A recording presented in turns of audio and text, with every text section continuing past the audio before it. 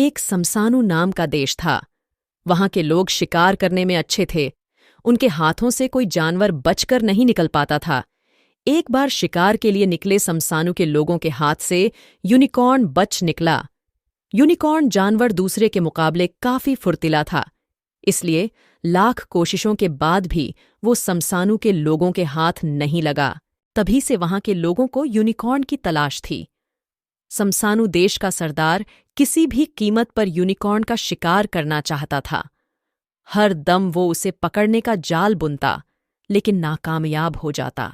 ऐसा होते होते महीनों बीत गए।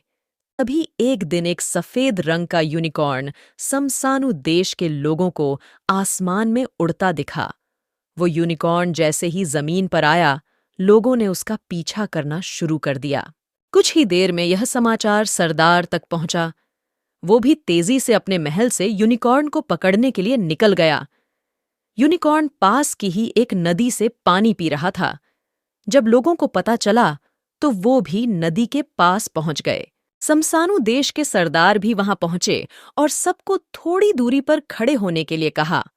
उन्होंने हल्की आवाज में सबको समझाया कि आज इसे बचकर जाने नहीं देना है, इसलिए मौका देखकर ही इस पर हमला करना होगा।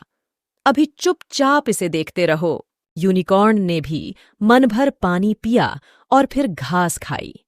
हरी हरी घास खाकर जब उसका पेट भर गया तो वो वहीं पर लेट गया। सरदार ने सोचा कि यही समय है यूनिकॉर्न को पकड़ने का। उसने लोगों को यूनिकॉर्न को पकड़ने का आदेश दिया। सब एक लंबी सी रस्सी लेकर आए और उसे यूनिकॉर्न के गले में डाल दी। फिर आगे और पीछे के पैरों में रस्सी फंसाकर उसे खींचने लगे। तभी यूनिकॉर्न की नींद खुल गई। गले और पैरों में रस्सी देखकर यूनिकॉर्न ने चिल्लाना शुरू किया। आखिर यूनिकॉर्न की मदद के लिए कौन आता? सभी लोग उसे पकड़कर ले गए और पिंजरे में बंद कर दिया। यूनिकॉर्न को पकड़ने से सरदार बहुत खुश था। उसने शाम के समय जश्न रखा। सभी लोग खुशी में झूमने लगे। जश्न के बीच में पिंजरे में कैद यूनिकॉर्न को भी लाया गया। तभी पता चला कि पास के ही किसी इलाके में आग लग गई है। देखते ही देखते आग विकराल हो गई। लोग अपनी जान बचाने के लिए चीखते चिल्लाते हुए भागने लगे। लोग आग को बुझाने की कोशिश कर रहे थे, लेकिन आग बढ़ती जा रही थी। पिंजरे में बंद यूनिकॉर्न भी आग देखकर डर गया। वो फिर जोर जोर से चिल्लाया। इस बार उसकी मदद के लिए एक लड़का सैम आया। उसने यूनिकॉर्न से कहा, तुम चिंता मत करो, मैं तुम्हारा पिंजरा खोल दूंगा। बहुत ताकत लगाने के बाद 5वीं बार में सैम पिंजरा खोलने में कामयाब हुआ। जैसे ही पिंजरा खुला, यूनिकॉर्न अपनी पीठ में सैम को बैठाकर आसमान में उड़ गया। सैम ने ऊपर से देखा तो आग बहुत भयानक लग रही थी। उसने यूनिकॉर्न से पूछा, क्या तुम हमारी मदद नहीं कर सकते हो? देखो, आग कितनी फैल रही है, लोग मर जाएंगे। सैम की बात सुनकर यूनिकॉर्न आसमान से जमीन की तरफ उतरा। उतरते ही उसने अपने मुंह से ठंडी हवा फेंकी और आग बुझा दी। पूरे इलाके की आग बुझ गई और लोग खुश हो गए। आग बुझाते ही दोबारा यूनिकॉर्न सैम को लेकर उड़ा और उड़ते हुए दूसरे जंगल में चला गया। कुछ समय दोनों ने साथ बिताया और दोनों की अच्छी दोस्ती हो गई।